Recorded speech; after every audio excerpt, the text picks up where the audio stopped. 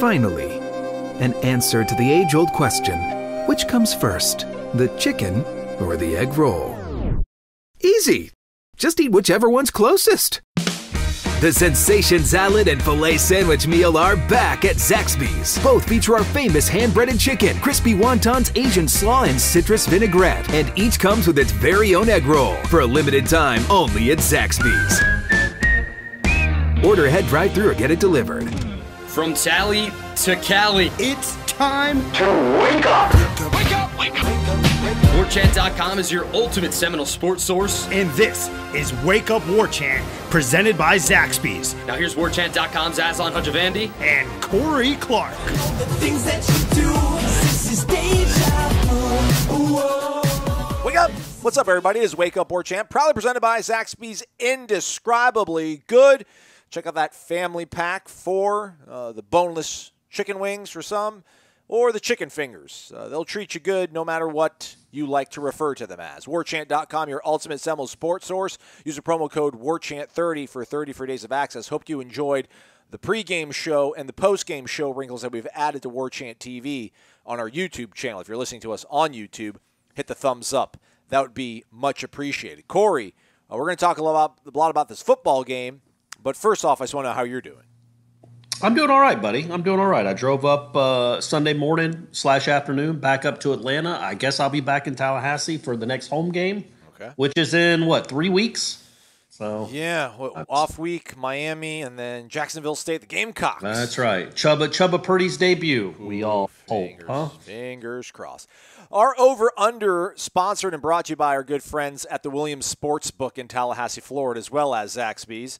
Our winners are Rowdy Knoll and Mo _Knowles. They both went 5 of 6.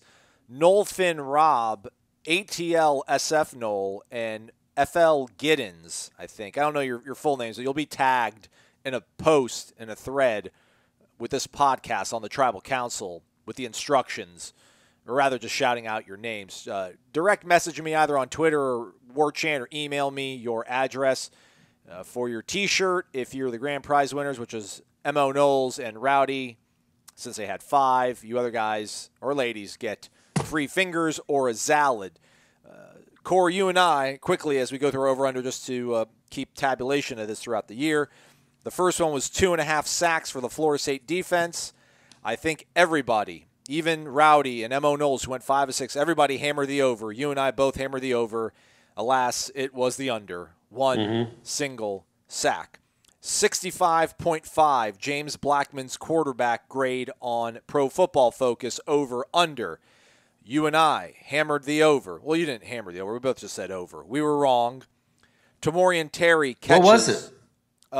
Like 60 point something. Okay, all right. Let's see. I'll pull up it here in front of me here. James Blackman, 60.4. Okay. 60.4. Tamorian Terry catches 4.5. We said the over. We both were correct. 6.5 tackles for Emmett Rice. You took the over. I took the under. I was correct on that one. 18,011 announced attendance. We both took the under. The announced attendance was 17,538, and 51.5 your total. We both took the under.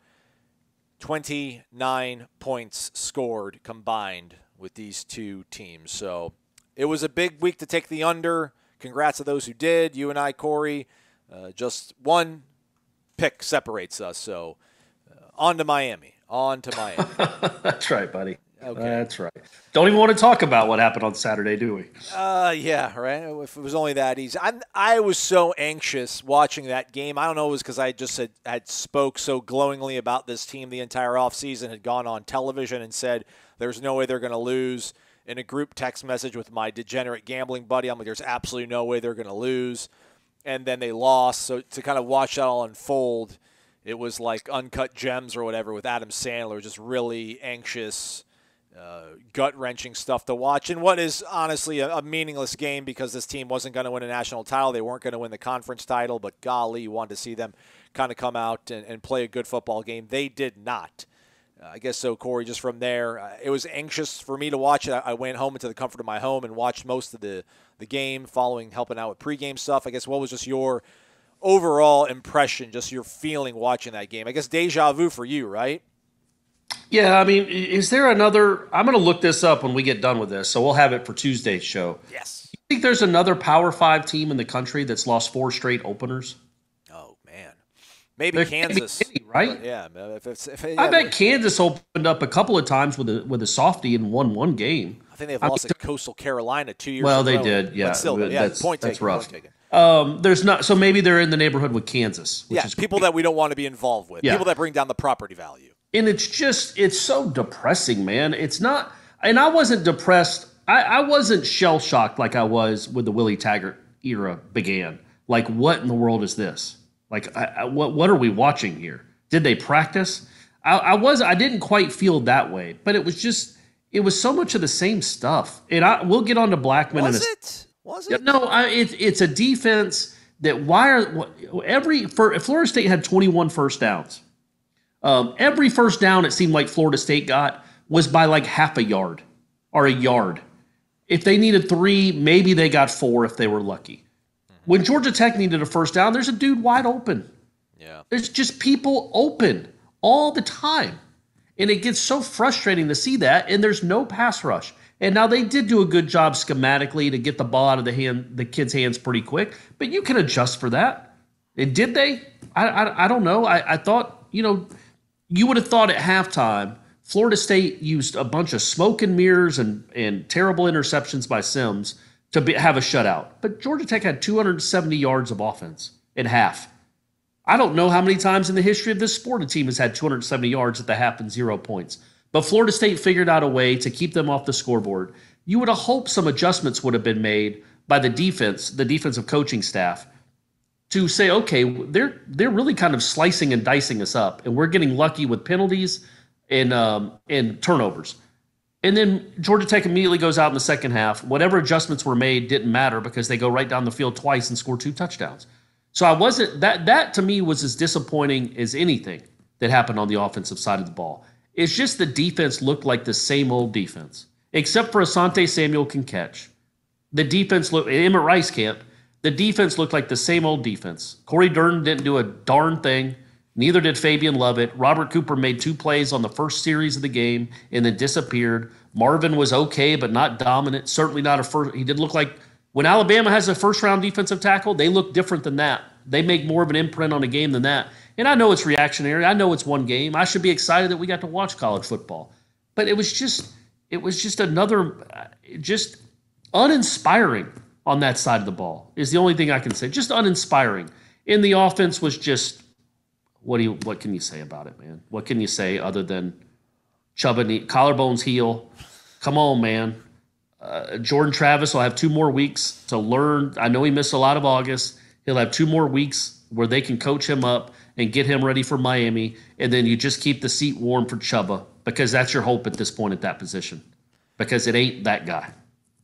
Marvin Wilson graded out at 65. That's his lowest grade since the Miami game last season. Corey Durden only played 26 snaps. You picked on him in the post-game video, too. I don't remember him doing anything that was... What was his grade? 65 as well on the nose. But yeah, everybody on that defense played poorly other than Asante. And Asante only did his job. No, not egregious. Asante did his job. And I don't want to make it... That's the thing. Like, Asante did his job. And like I don't want to diminish what you did, Asante, but like we're celebrating Asante Samuel because he did his job. Nobody else did anything. Yeah, exactly. And he made a couple of nice plays. He almost had another pick six or another. He could have had 2 pick sixes if he could. I mean, I can't believe that lineman got him. Well, Jarian Jones didn't do a good job of convoying. No, at all. And then in the second one, he just tried to cut back, and the running back kind of made a nice play on him. But he made a couple of nice pass breakups where he broke on the ball and made really good plays. But yeah, going back to Corey Durden. No, he didn't do anything egregious. He didn't do anything wrong. It wasn't like he stood out as getting worked. But at the same time, he didn't stand out, period. And if we're going to be told all August, and some of it's our fault. It is. They never hyped up Durden. That was kind of a But I mean, he had a nice season last year. He has moments. He's shown flashes. And for him to play 26 snaps, and literally there were times when I forgot he was on the team.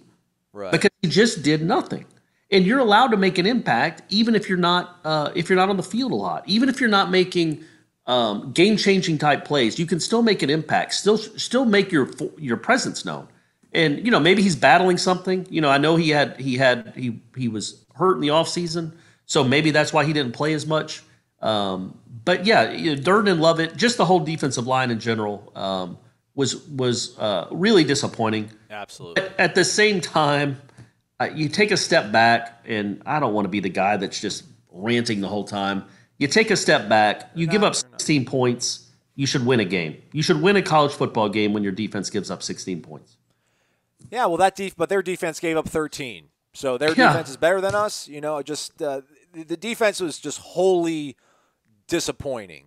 Just the lack of aggression, the lack of speed. You can talk about maybe them respecting, fearing Jeff Sims' legs. But that defensive line, no one fired off the ball. They found so many guys open in space, and there was no 11 hats running to the ball carrier. No. None of that stuff that we heard happened. And I just wonder how you get to this point. How can you stress, and this is your brand of football you want to play, and you have these really athletic players, but none of that seems to have taken hold. Against a team that had a lot of new pieces. They had a new piece on their offensive line. They're like a transfer wide receiver. A lot of their guys have been moving different sides of the ball because they changed the entire sort of way they're playing football once Paul Johnson left. How are you so outmatched almost playing that team with a true freshman quarterback in your house? Just the lack of sort of speed I saw from the defense. Just nobody pursuing the ball carrier. No negative plays. Nothing substantial to where you – this vast potential that we've been talking about for the last 6 weeks or so that the coaching staff has sort of hinted at, how does none of that come to fruition against a team that was picked dead last in this conference that went 3-9 last year and lost to Citadel? That hurt. That sounds a little overdramatic, I guess, but I don't know whose fault the game was. I'm disappointed on both sides, but just the defense, I couldn't believe it. I would not have imagined they would have looked – I mean, again, to your point, they allowed 16 points. I would have signed up for that 99 times out of 99 times. But it didn't look good. And I know I wasn't going to talk about style points, but that's the whole thing. They didn't win. If they would have won, if they would have somehow, I don't know, squeaked out a 16-13 game and looked the way they did, I'd be concerned. But you would have won the game. And then the fact they lost and they look that way is doubly painful. Yeah, I will say this about the defense, though. After the two, and this is a big, qualifier, but after the two straight touchdowns, they did two things. Number one, Blackman with another terrible turnover. I know it's not his fault. Chaz Neal just plays the role of the turnstile and allows a kid to come free. You don't have to fumble it when you're hit. You don't have to fumble it and then pick it up and run 30 yards so they're in field goal range. But after that play, the defense held him to a field goal attempt. It wasn't automatic in that game, and Marvin Wilson actually almost blocked that one too. But didn't give up a touchdown right away. And after Blackman's inexplicable fourth down scramble, I know they gave up a first down, but they also got the offense the ball back with 2 minutes left. So now Georgia Tech was kind of playing it safe to the vest, close to the vest right there, because the only way Florida State at that point it seemed like was going to score was on an interception return. So it made sense for them to just run it 3 times. But the defense did their job twice. So they rebounded a little bit. I felt better as the game, I felt better with the way they finished. That's fair. A third down stop, a 3-and-out after a terrible turnover. I think last year's defense, that's a touchdown in 2 plays. They got them to a field goal where they almost got another block, and then they got the ball back with 2 minutes left. So they finished a little bit better there, which was good to see. That's fair.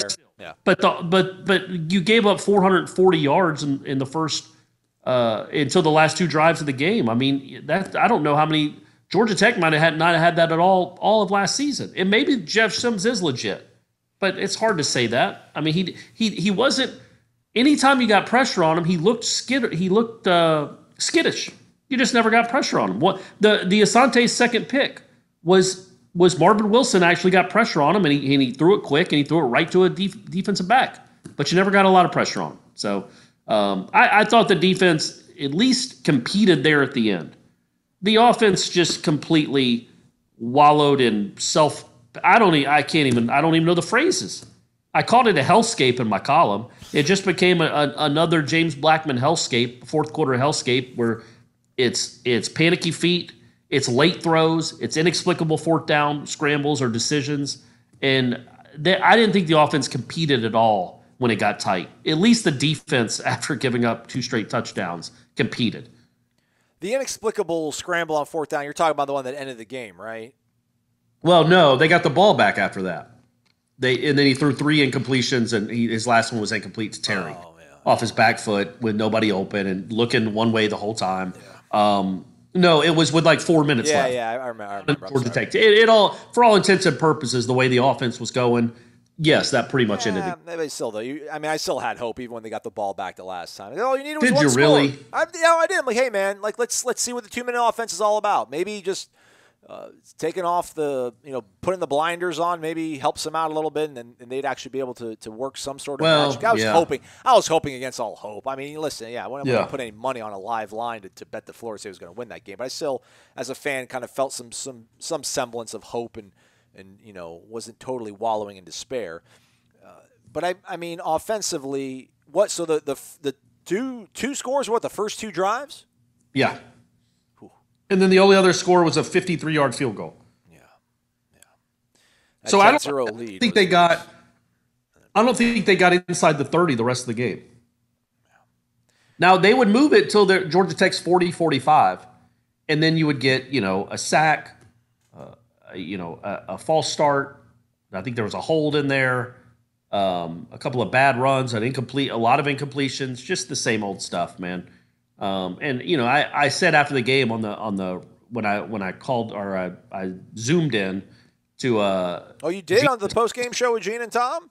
Yeah, I was in there for about 10 minutes. Yeah. Look at you. Good for you. I took the wig off and burned it, but I told them, like, man, I just think moving forward, I don't know if it's too reactionary to say, okay, we're just going to go with somebody else at quarterback, because it's not all James Blackman's fault. We get that, folks. We get it. Tamarian Terry and Warren Thompson had 3 terrible drops. If Tamarian Terry makes that catch after Emmett Rice's drop pick 6, if Tamarian Terry makes that catch for a 74-yard touchdown, they probably win the game. You can't say for certain. So much of that though, Corey, right? But that puts them up 17-0, and then you think maybe that would be enough. Maybe even Georgia Tech makes a switch at quarterback. Who knows? But that puts them up 17-0. And you feel pretty good about things at that point. And maybe Blackman gets some confidence. But Warren Thompson had a terrible drop on a first down throw when it was 10-0. It was actually a really good throw by Blackman. He rolled to his right, and it would have been, I think it would have been about a 20-yard gain on 1st and 20. He drops it, and then it just spiraled like it's want to do. And Terry dropping that other pass, you got to make plays for the guy. When Blackman gets you the ball, you have to go make plays for him. If you're a big-time wide receiver, you have to. And I didn't think they did enough with Terry, but I also think there's times where James Blackman just throws it up for grabs. I don't even know if he threw that ball that Terry dropped. I don't know if that's supposed to be over his outside shoulder. Or if I thought Terry made a really good adjustment on it and then just dropped it. And I don't know. I don't know what you do, man. It's not like they had a lot of options, with Travis being out for much of preseason camp and Chubba breaking his collarbone. And it looked like Jordan Travis sort of gingerly ran off the field, like his arm hurt or something like that. Because they did try to go to him late and provide a spark, but yeah, I guess that shows just how dire that situation is. That a guy who missed fall camp largely still went in ahead of the other guy, the freshman. And then when he got hurt, I was watching the TV feed and I feel like he was kind of favoring his shoulder as he was running off the field. That's when they put Blackman back in. And, at no point did Rodemaker go in there. So it does feel like, what are your options? I guess, back to your thing, though, maybe it does feel too much deja vu. I was thinking at first, I feel like it looked different to me. I just felt like, the offensive sets they ran looked different. They looked really good on special teams. They're up there blocking kicks. It just looked to be – defensively, it didn't look all differently enough, obviously. And offense wasn't able to sustain it. But I felt like it did look a little bit different. I thought that, Norvell was able to at least coach out some of these bad habits that maybe they had picked up over the last 3 years. I'll be honest with you, man. Like, I don't think we're going to be talking a lot about Willie Taggart moving forward. I really don't. I think for whatever you thought that Willie lacked, I thought that this staff has largely sort of fixed. But then we're talking about the same sort of stuff. You're talking about an offense that jumped out to an early lead and then quickly blew it. I mean, there was a moment, Jaden Lars Woodby stood over a guy late in the game after a tackle and almost got flagged for like an unsportsmanlike thing. I'm like, well, that's kind of not what we were expecting out of Norvell and the staff. So maybe we need to be a little bit, cognizant that there's some bad habits they have to flush out. But I think largely they did, but they still lost the game the way they did. So that's kind of my thing to you, Corey, right now is you're an FSU fan, not you, but the people that are listening to this. You know good football. You watched probably the best football team ever 7 years ago. So, what you saw from Georgia Tech. Like, that was not a good football team. But you lost to that team that's not good. So where is Florida State right now then? Like, this isn't being reactionary, I don't think. Jeff Collins, he's got a true freshman quarterback that you might have passed over. Maybe you didn't pass over. And he outduels the guy that's been here for 4 years. He's got a second-year roster of guys that were coming in to run the triple option. Norvell's in year one, but he has a roster of guys that largely can accomplish what he wants to accomplish. I just don't understand how you can look that flat then with those circumstances. Yeah, and then feel optimistic. Yeah, no, you don't. What should give you optimism, and people are going to roll their eyes at this, but it's something I wrote about 10 days ago, 2 weeks ago, and something I wrote about last night a little bit, is the special teams took a huge leap. Like, they haven't looked like that good on special teams. I know it was one game, but they haven't looked that good in special teams in half a decade. Like, it's been a long, long time. I don't remember the last time they blocked 3 kicks in a game. 1984, Joe Wessel back there. Maybe 93 with Clifton Abraham. They don't block kicks anymore. They block 2 kicks in a point-after attempt that would have given the team the lead. Travis Jay also had a couple of nice returns, and the kick coverage unit was really good, and the punter did a great job. And he made a 53-yard field goal with a walk-on. So I thought the special teams was dominant. And normally I would say big deal, man, whatever. I'm not going to rest as I wrote, they're not going to be throwing any special teams parades when you lose to a team that was 3-9 last year. You're not getting a bouquet for that. But for someone that stresses the importance of them so much, for him to back that up with results, I think that's encouraging. Discouraging is the other 2 phases of the ball. But maybe that definitely takes a longer time to fix. I think special teams is a quicker fix. It takes buy-in from the players, and it takes better coaching, and they're getting it there. Yeah. Defense and offense, obviously they got some work to do, man. And I just think, like I said, Norvell's not absolved of anything here. Like that offensive game plan, the first 2 drives, where did it go? Why all of a sudden, what was the stat you texted me and Ira? Like, but under 10 yards, James Blackman numbers, and over 10 yards? He was like 3 of 17 on passes over 10 yards?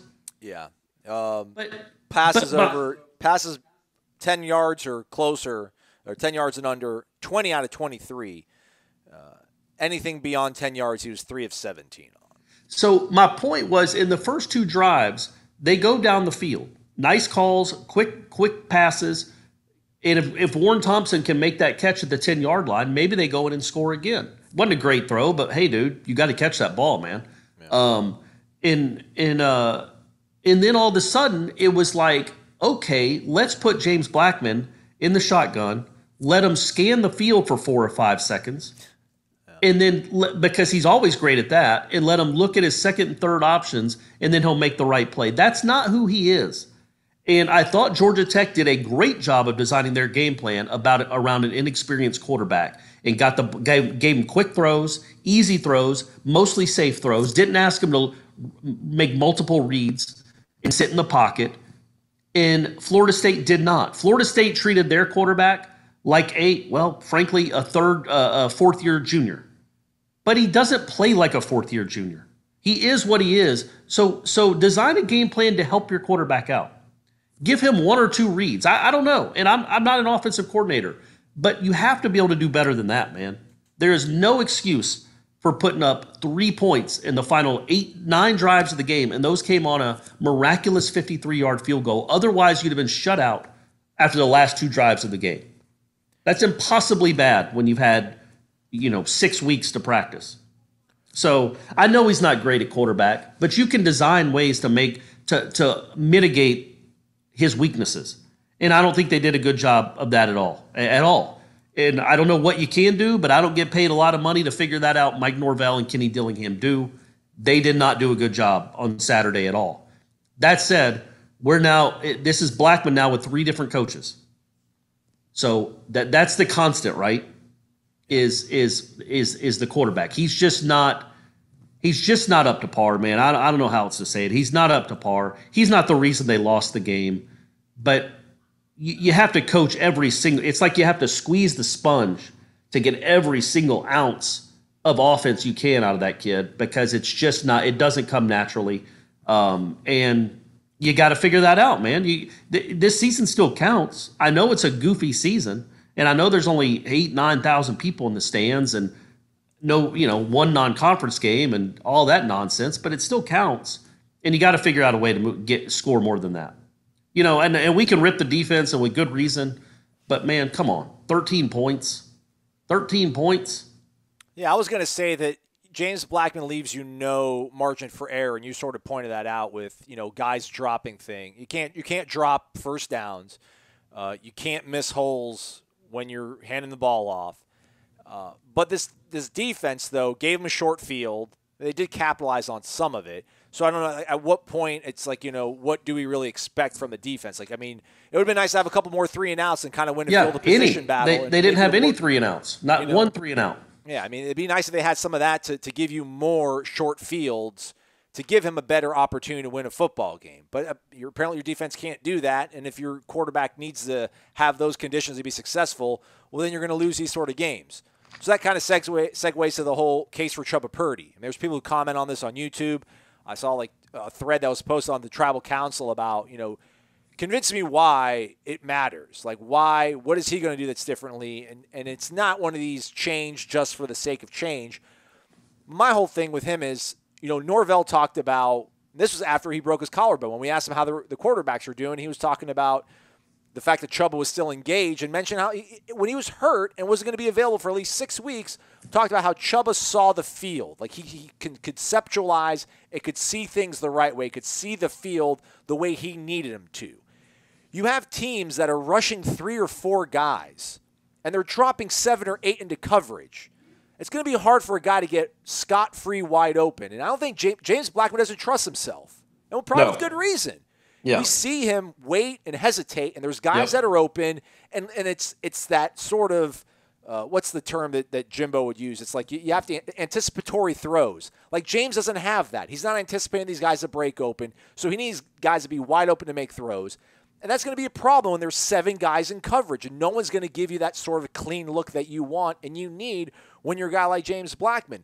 Chubba Purdy will probably run there. You're going to rush 3 and drop 8. He'll probably run it. And after 3 times of him doing that, you're going to get pissed off as a defensive coordinator. You're going to start bringing pressure. Things are going to open up downfield. It's like no longer impractical. The only way this thing was going to get fixed quickly was with a different quarterback. And it's not impractical as a Florida State fan in year 4 of this stuff to want to fix. That's not a quick fix anymore. It's been 4 years.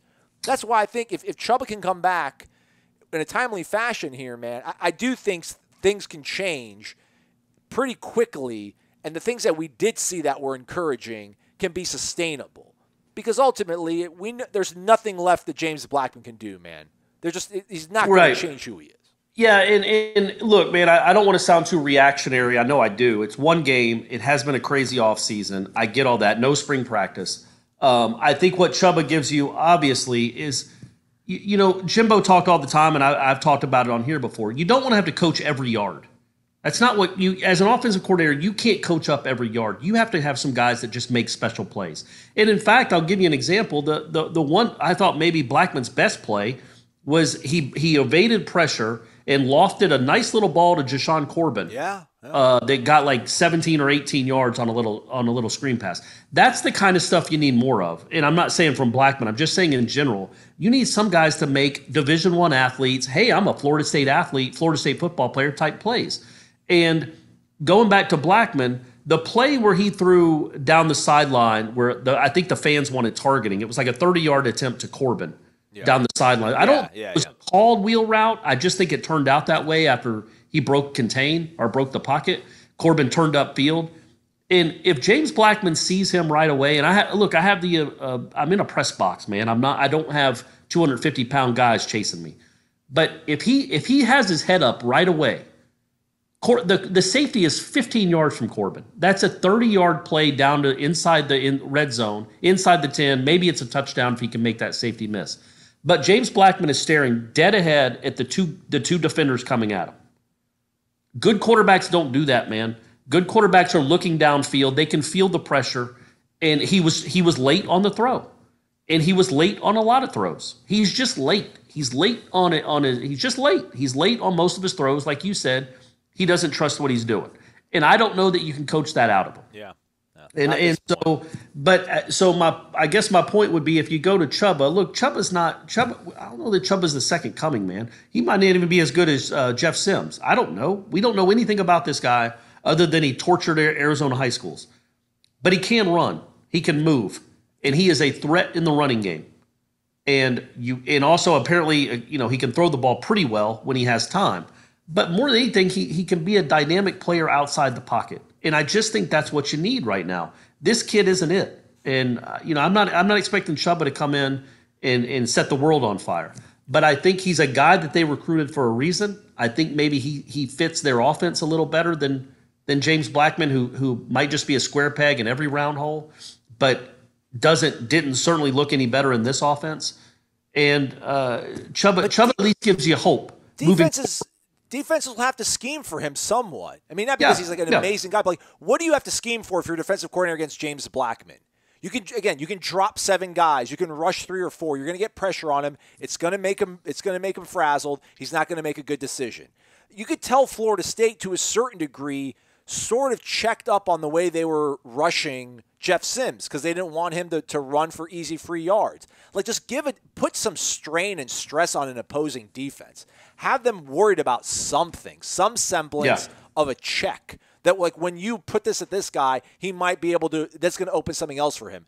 You can blitz as much as you want against Blackman. He's probably not going to get the ball off in time and find the wide open receiver. You can drop back in coverage for as long as you want. He's probably not going to be able to find the receiver that's going to eventually run free, and his offensive line is probably not going to hold up long enough, and he'll probably get sacked regardless. And all those things you said are true and have been true, which, taking it back to Norvell and Dillingham, that's why I'm disappointed what we saw. Like, you have to know what your quarterback – you had 5 months of Zooms. Like, you could have watched all of James Blackman's film and known what he is. I know that they don't plan for him. You don't just plan for a quarterback to kind of, I don't want to say shrink in the moment, but get panicky. And because in practice he's not, I'm sure, rolling to his right every other play, even when the pocket's there. He's not doing that kind of stuff. But there was enough evidence on film to know that maybe when things got tight, when he felt pressure, or even when he didn't, he might revert back to some things. And you have to try to make it easy on them. And maybe they did. Maybe they made it as simple as they possibly could. Maybe Georgia Tech has a really good defense. I think that's a possibility too. They were pretty good last year. But it was just so frustrating to watch it again. And at least Chubba gives you a different kind of athlete and a guy that can maybe make plays downfield. That's the thing, that James Blackman's just not good throwing the ball downfield. Right. Now, that was a nice throw to Terry, we think. But otherwise, he's just not. Last year, he was terrible at it, like of throws of 20 yards downfield or more. And then in that game on Saturday was the same thing. So, at that point, if all the throws that you complete, like what'd you say? It was 20 of 23 from inside 10 yards? Yeah. Well, Chubba Purdy can do that. If it's just catch the ball and throw it quick to Tamarian Terry on a screen, or throw it quick to Keyshawn Helton. By the way, the touchdown, Blackman almost held that one too long. Yeah. That was open right away, and he almost let the player get right back into it, or the DB get back into it. You had to throw it to the outside. It was throw it outside. Yeah, quickly. Throw it inside. Like, what do you do? And he waited too long. Because it was open immediately. Like, he could have just lofted it immediately. But, it's not James Blackman's fault he's not great. It's not James Blackman's fault he's here at Florida State. And God knows that kid tries, and he is a good teammate, and he works hard, and you really do root for him. But I get why Florida State fans, and trust me, I saw my Twitter feed. I saw the message boards. I get why Florida State fans are done with him. I get it. I also don't absolve the coaches that get paid a lot of money to figure this stuff out of their responsibility to put the one quarterback that I guess is the only viable option to put him in place to make plays, because they didn't do that. So Blackman had a bad game on Saturday, obviously. The coaches weren't great either. See, that said, I mean, I don't remember seeing like egregious play calls. I mean, I know you're talking about the fact that, and I'm talking about just 3rd and 7, man. 3rd and 7. You quit just snapping it and having him look 3. It needs to be all short, man. It needs to either be a 9 route to Tamari and Terry or throw the ball short and get playmakers the ball in space. Because again, how many times did you have to see him stand back in the pocket, actually have a pocket? By the way, the O-line wasn't terrible. They did a good job. And again, it's everything's relative.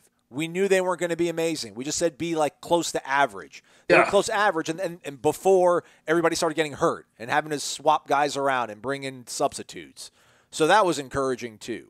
And I hope the beginning of this podcast, I didn't make it seem like I'm like throwing in the towel on the staff or anything like that. But there's certain parts that just were so frustrating. But there are things that are encouraging. The offensive line, oddly enough, is one of them. Maurice Smith and Devontae Taylor were your 2 highest graded players overall offensively. Smith, he was 80.8, and he had 64 snaps. So that's a pretty solid grade. Devontae Love Taylor was just a shade under 70. So, and who was and Babion was the only one that didn't played every single snap, right? Yeah, all the other ones got hurt. Yeah, I do wonder, and again, back to the Chubba thing real quick. Just people talk about maybe Jordan Travis has a similar skill set, but I don't know if his arm hurts. I mean, we saw him throw one throw. It did not. Well, if you thought he was ginger with his shoulder, then yeah, no, that throw was not good at all. But it was also one throw. Yeah. Lord knows that defense has to figure out a way to contain. Like a defense has to come up with a whole new plan for him, because he is a good runner, man. Yeah. Like it's not like he's running through gaping holes. He's making guys miss. He falls forward. He's shifty. He's a nice weapon back there to have. I don't know that he can be a starting quarterback. I do know that he needs to be in earlier and more often moving forward if Chubba's not available. And I just think you need, and they will. I do trust that these guys will come up with some sort of plan. And they're hamstrung. I get it. They're hamstrung by what they have at quarterback. I get it. I just wish they would have figured out a way to mitigate it better. I don't know. But also, Tamari and Terry, catch the ball, man. Catch the ball. That's a touchdown, dude. Warren Thompson. Enough said about that, but those were 2 awful drops. Yeah. Come on, man. Make some plays. Cam McDonald made a play. And then he signaled first down after it. I'm like, come on, Cam, just flip the ball. Let's go. Hey, that's all right. I'm not going to give him grief for that. It was the first drive of the season, and it was a great catch. Oh, no, I'm talking about one like later on in the game. Oh, well, still, hey, for a single every first down you get. You don't get a single touchdown much with this team. So celebrate the first downs, baby. Celebrate the first downs. It's just frustrating, man.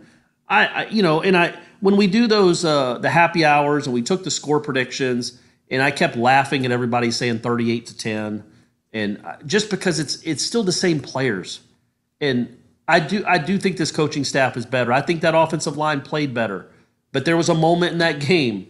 I don't know if they didn't like what Maurice was doing or he was a little banged up, but they put Babion in at center. Yeah. And they put Brady Scott in at right guard, and immediately it was a false start and a sack. Yeah. Like immediately. And it's like, you know what, man? Quit with this. And I'm not trying to hate on Brady Scott, but it's 4th and 3. Yeah. And my man false starts. Yeah. So it's 4th and 8. Hey, maybe a 4-yard scramble on 4th and 3 gets you the first down. Maybe James forgot that they had a false start. I don't know. But that's the stuff that happens. That's what the stuff that bad football players from bad football teams do. And guys that are used to losing, false start on 4th and 3. And guys that are used to losing, scramble for 3 or 4 yards on 4th and 8 when it's quite obvious. It's not like he was tackled from behind. It's not like some guy tripped him up or he was off out of the gates. I mean, that's just ridiculous to make. Number one, to false start there when you've started 30 games, you've played 30 games, and then also to try to scramble right there. And it's just, you see it so much, it gets numbing. It's just it's a numbness to watch the same stuff happen now with essentially 3 different coaching staffs, but really 2.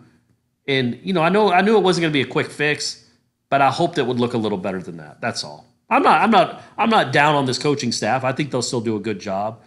I'm much more down on this football team than I was 48 hours ago. This particular 2020 football team, again, man, it's a chance to be pretty good. It's all tied into the quarterbacks. I mean, the quarterback gets better. You win games. The defense doesn't bother you as much when you're winning a game. I mean, that's the thing. I mean, this defense, again, like I criticize them, and we talked about them at the beginning of the show. If you won the game, I was just win, baby. That's all I cared about week one. Didn't want style points, just win the game. And if you don't win the game, then it's going to open you up to a lot of criticism. And I just think a different quarterback with a multiple skill set will change the entire complexion of the way this team can run the offense.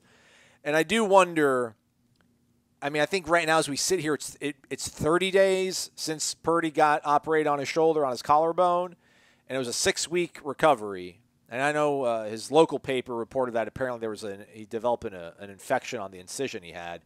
I don't imagine that really would affect the timeline all that much. I mean, the timeline is ultimately dictated structurally on the bone mending and healing. The infection is going to go away, I would imagine, within 7 to 10 days.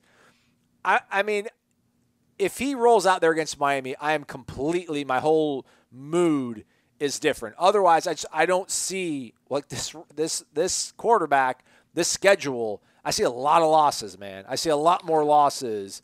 Well, I mean, look, man, you just lost to what we thought was the worst team on the schedule. You thought you got a break.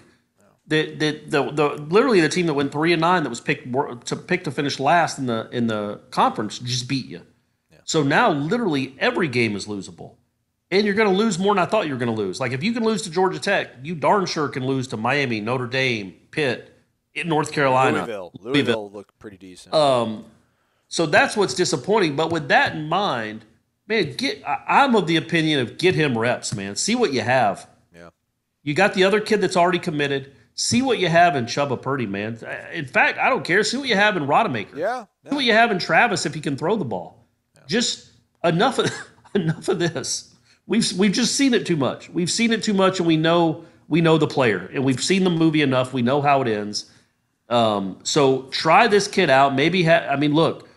We don't know if he can stay healthy, and that's not a shot. We don't know that Chubba Purdy can stay healthy for a 4-quarter football game. And I don't think I would necessarily run him out there like, hey, Chubba, you're now our starter against Miami. But I would darn sure if I could get him in the game. And I would definitely get Jordan Travis in the game. I would get Travis J in the game. I wasn't joking about Wild J. Yeah. Like, do some stuff with him, man. You've got to be creative because just dropping this kid back 40 times and expecting to move the ball downfield ain't going to cut it. Not against good defenses. Georgia Tech's a good defense. There's no shame in them playing you well. There's shame in doing the same thing over and over again and expecting a different result. Yeah, and who knows, man? Maybe him actually being hurt, Purdy, maybe, he actually plays a little bit more smart, a little bit more conservative. I mean, I know we want a little bit more wide openness, but maybe that'll kind of keep him from going off the rails, playing too recklessly as a young guy, put in a tough spot in his first game. Ultimately, though, the real sort of thing, the downer of this all is they lost the game. The unfortunate thing is that, man, they don't have a game this weekend, and that's a real big bummer, I think. You talk about biggest growth team makes from week 1 to week 2, blah, blah, blah, blah. I just think with the limited sort of way that these teams were practicing this season, game reps are so much more valuable than anything you can try to simulate in a scrimmage or a practice right now. And like Miami's going to play on Saturday. They might lose, but they're still going to play. Yeah. And they're going to be that much more prepared than Florida State will be. And it's not like Florida State needs to give any other team an added advantage at this point. And it's not the coaching staff's fault. It's Samford and the SoCon conference not wanting them to play a game in week number 2 or play football, period, and then they have to kind of scramble and move their schedule around. So that's not going to help the situation out either. And that's why I just if there's somebody different at quarterback, I think it's the last bullet in the gun right now if you're a Florida State fan. It really is, because your coaching staff's not going to change, and you shouldn't be asking for your coaching staff to get fired right now. I don't know how much better that defense is going to get playing De'Aaron King, because if you're scared of Jeff Simmons breaking out of the pocket, what are you going to do when you got De'Aaron King back there? That's not going to change all that greatly. So, I mean, the only thing that could really be the tide to lift the boat of this entire program right now is a better quarterback play. And hopefully something can happen. I think the counter to that, though, is you're going to have a chance at better quarterback play by not having a game this weekend. Because now you give Chubba and Jordan 2 more weeks to get healthier. Maybe you start playing it with Rodemaker. I don't know. We don't know what the coaches are saying. There's no way they're sitting there today or yesterday after the game, Sunday, I mean, and we're like, you know what? I saw a lot of good things out of one. I think we can do it. Just missed right there. They know what needs to happen. They know they can't keep doing that. Not against the schedule they're about to face, because that might be the third or fourth best defense they face. They got better ones waiting for them. So they got to figure something out. But getting 2 extra weeks to get your quarterbacks healthy and prepared, I think helps. I think that helps more than just playing if they were playing like Louisville this week. Now, if it was Jacksonville State, that would be different. But I also like where that Jacksonville State game is, man. Now, I'm going to go ahead and pencil Miami as a loss. Okay. I'm just going to go. It's not in pen. It's not magic marker. It's a pencil.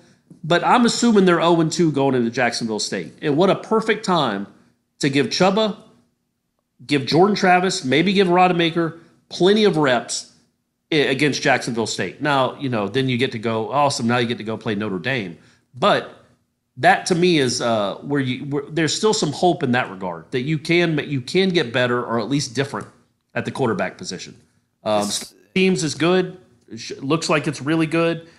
Defense, man, I just want to see. And it's game 1. Let's see what they look like in game 10. It might be a completely different deal, man.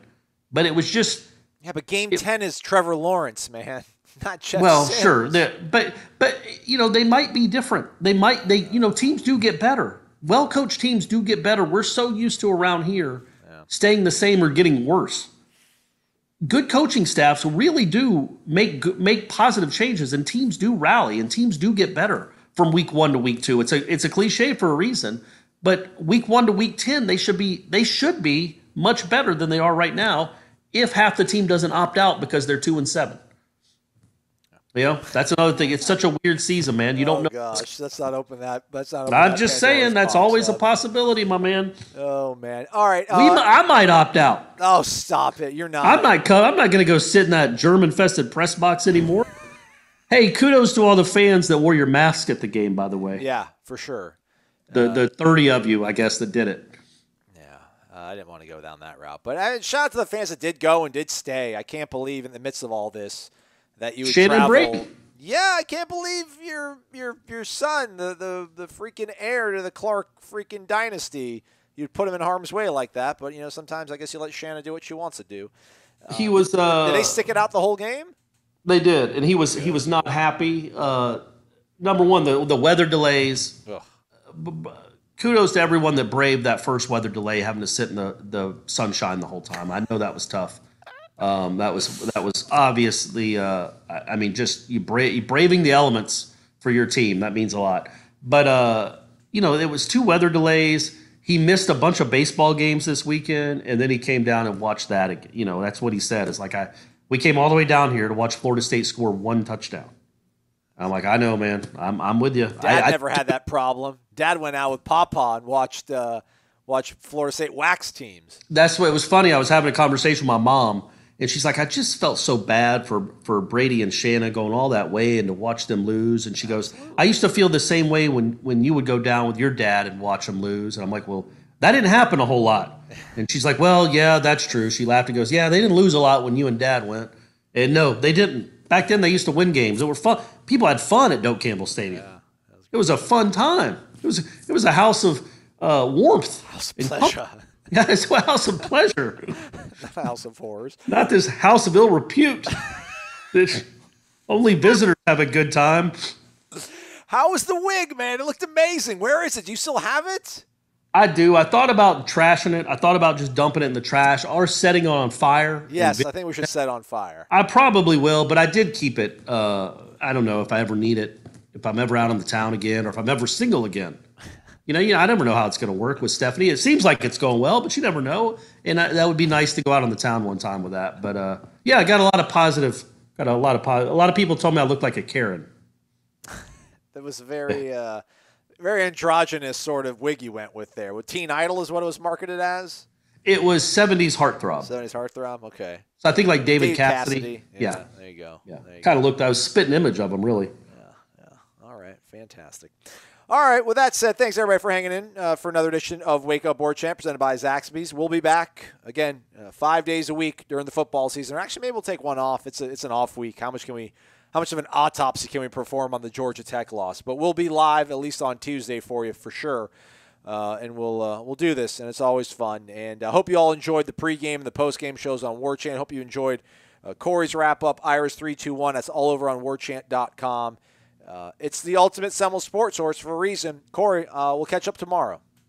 Hey, I just want to give a quick shout-out also to the Falcons defense for forcing 4 incompletions from Russell Wilson on Sunday. That was big. Positive step in the right direction. Can't wait to see this unit going forward. You got a great son, a friendly ex-wife, and an amazing girlfriend. You can't have everything. I know, man. I sound like I'm just such a bitter old man. I'm really just an old man. I promise I'm not that bitter. It was just, and you know what? I really did have to convince it was just such a, like if it would have been 40-35 and they would have lost, you still would have been really disappointed in the defense, but at least it would have been fun. It would have been a college football fun. It's back. It's fun again. Yeah. It was just the tone of the game was just like a rainstorm. It just felt like a drizzly afternoon, a Tuesday afternoon, the whole game. And that's what, that didn't help either. But it was cool to be covering football again. It's cool to be mad about football again. I didn't think this was going to happen. So, hey, we made it, folks. We made it. Onward and upward. We'll catch up with y'all later. Have a great one. All right. Sorry, Corey. Or did you have something else profound to say, Corey? I was going to say, or maybe they'll just cancel the season. WarChant.com is the ultimate inside source for FSU football and recruiting. And now you can get in on the action for free for an entire month. WarChant.com is offering a risk-free 30-day trial subscription. Get full access to the #1 website covering the Seminoles just by entering the promo code WarChant30. That's WarChant30. Sign up and get in on the world's most active FSU message boards.